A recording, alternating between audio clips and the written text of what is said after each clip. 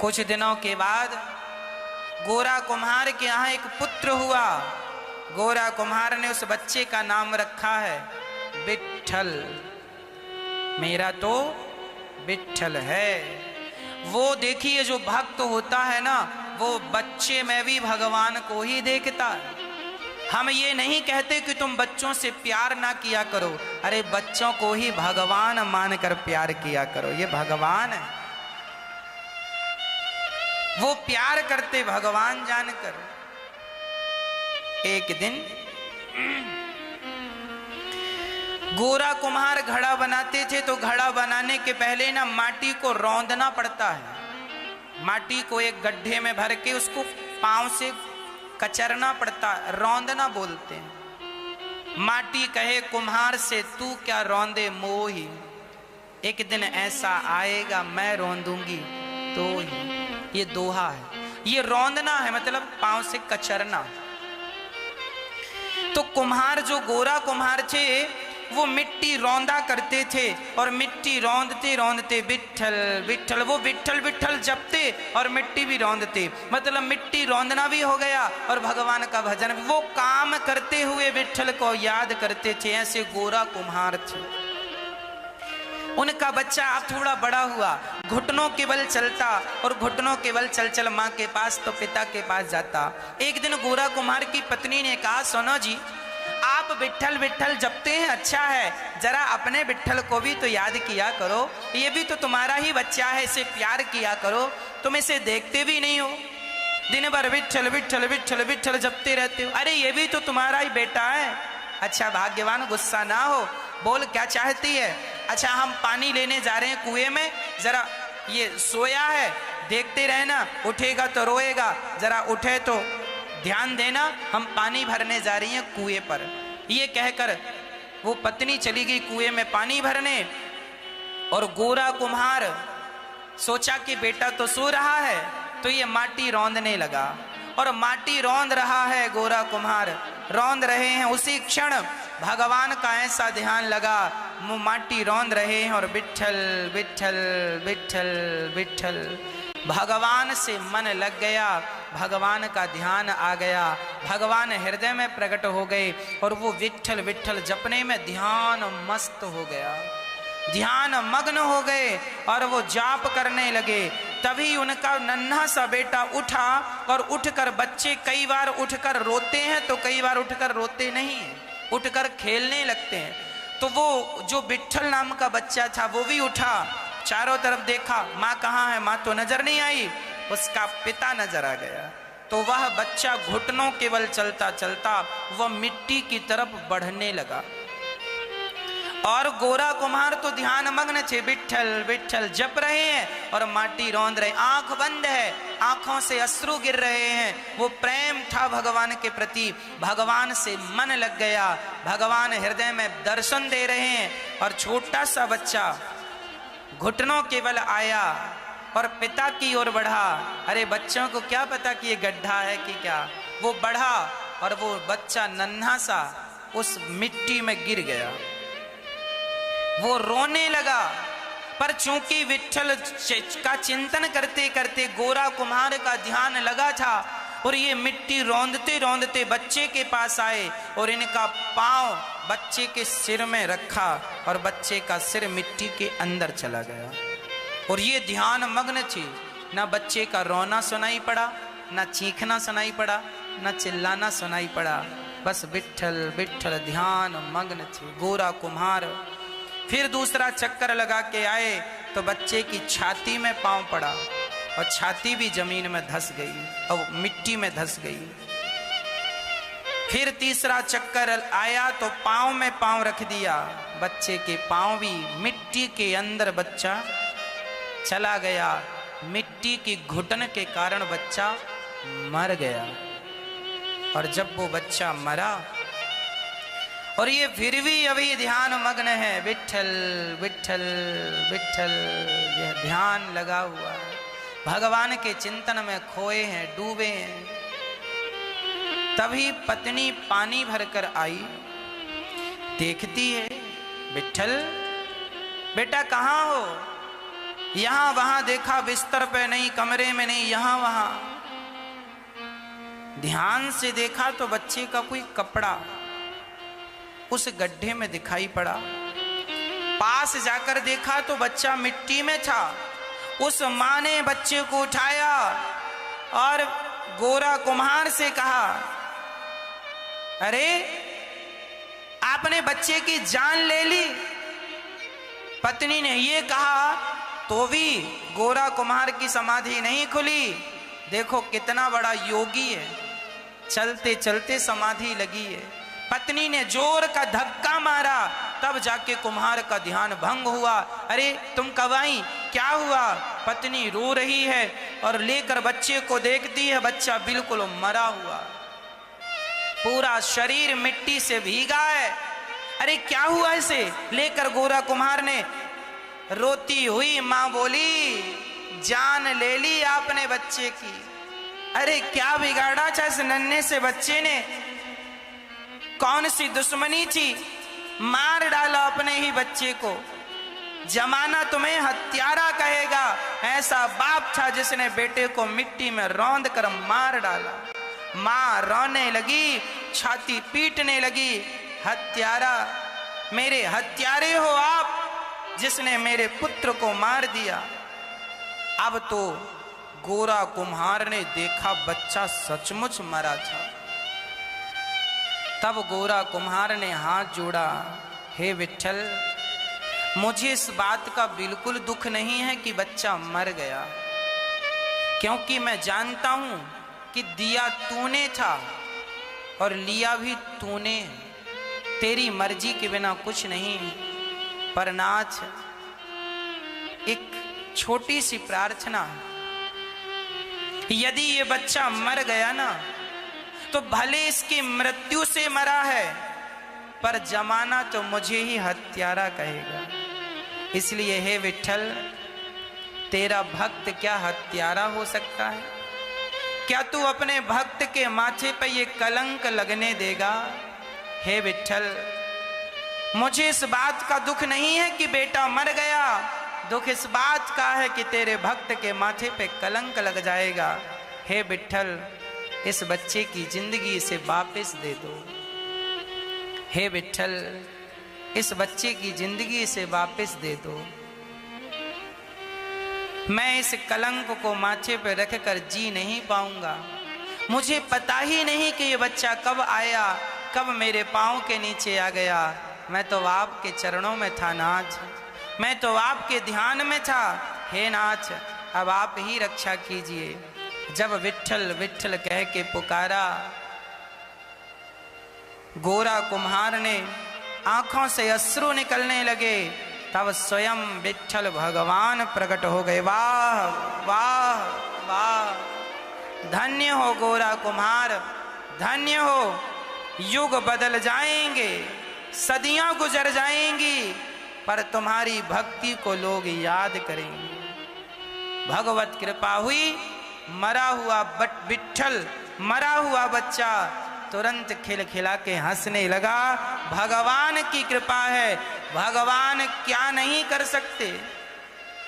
गोरा कुम्हार चरणों में गिर पड़े, उनकी पत्नी चरणों में गिरी, पुत्र वापस मिला।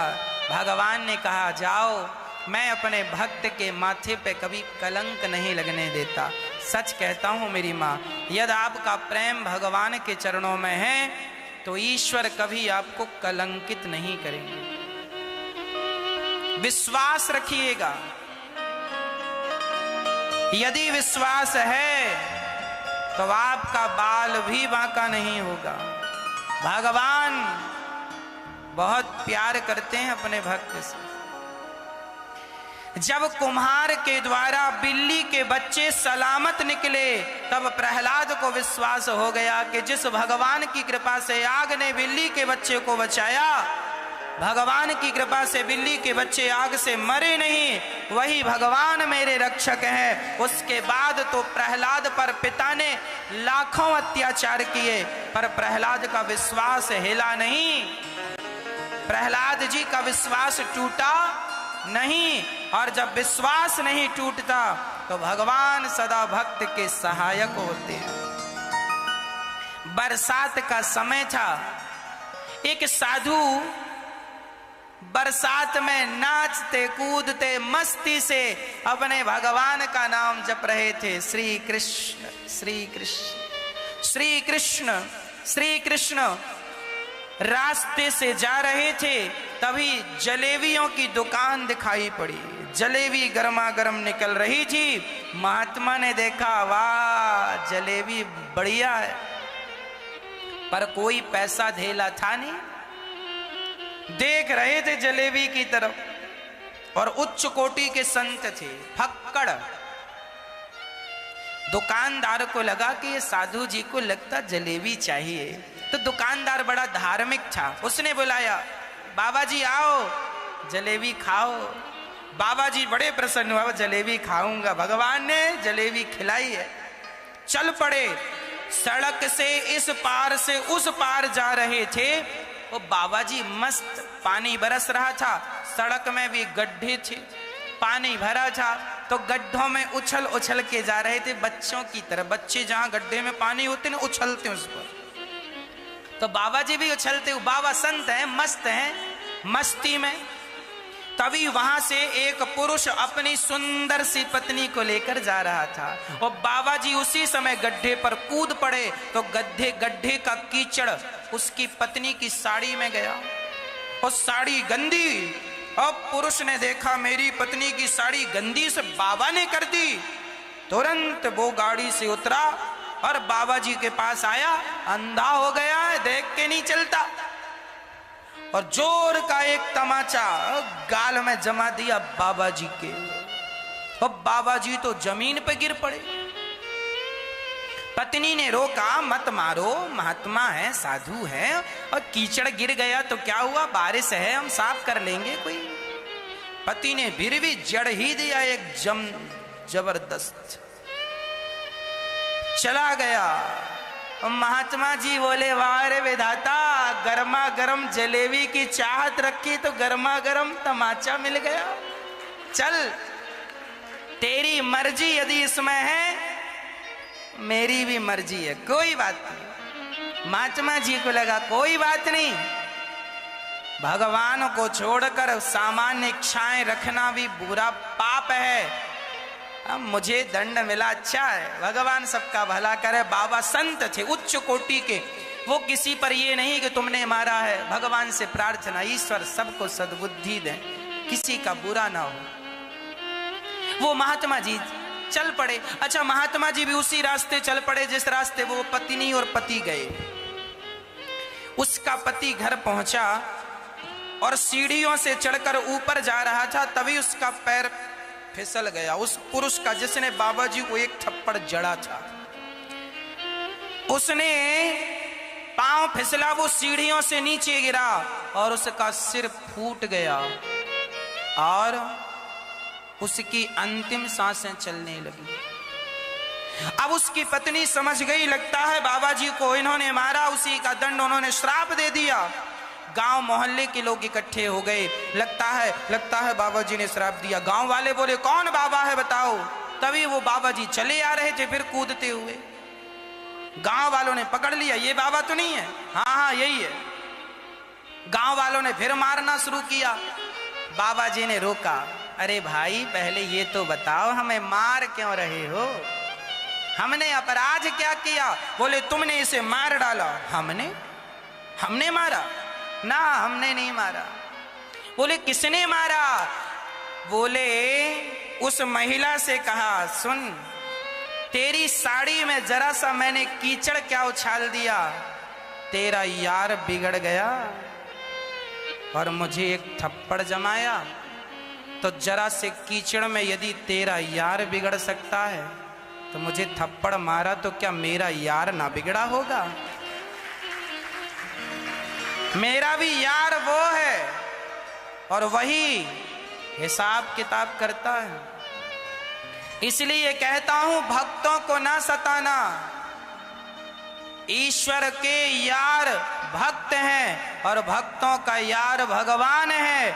जमानों से, जमाने के लोगों से पंगा लेना पर सच्चे भक्तों से पंगा ना लेना, नहीं परिणाम तुरंत मिलेगा। ईश्वर इस मामले में अपडेट है, इस मामले में अपडेट।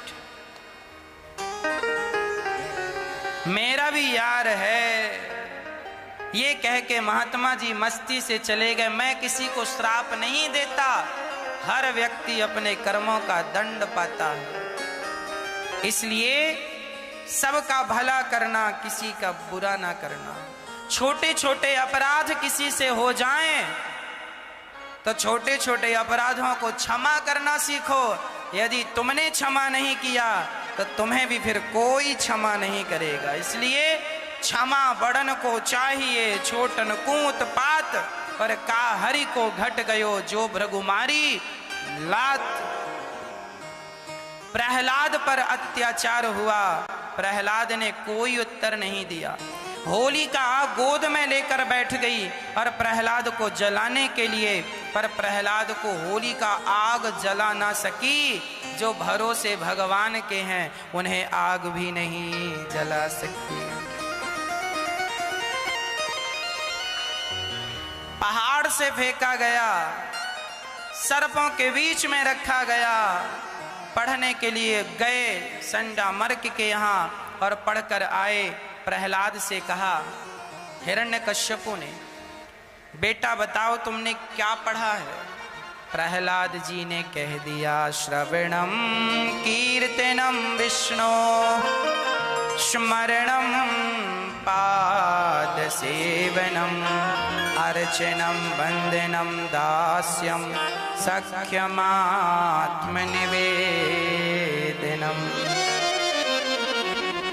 श्रवणम, पिताजी मैंने 9 बातें सीखी हैं। क्या क्या बेटा? श्रवणम, पहली भक्ति है कथा सुनना, इसलिए हमें पहला अभ्यास बनाना चाहिए कथा सुनने का।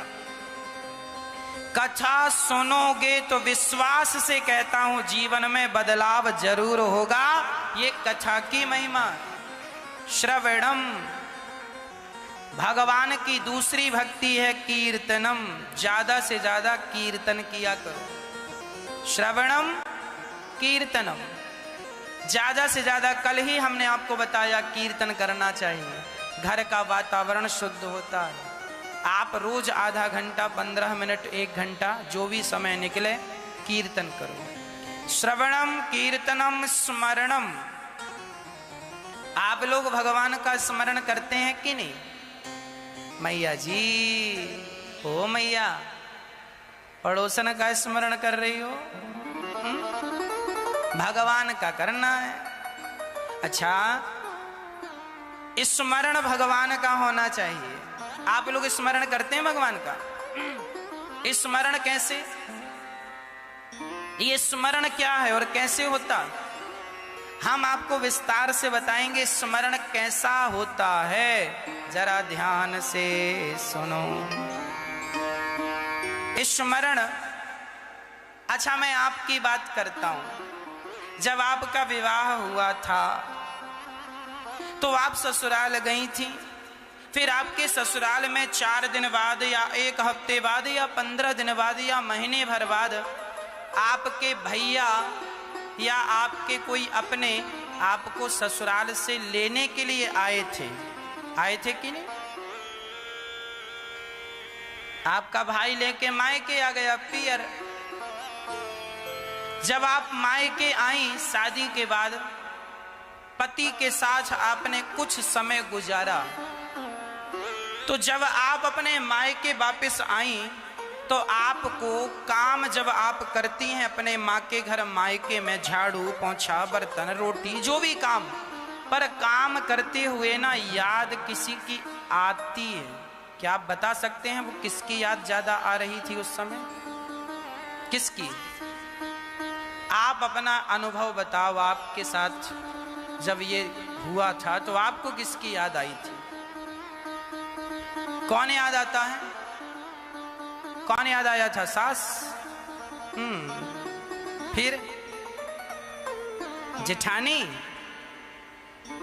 फिर ननंद? ना।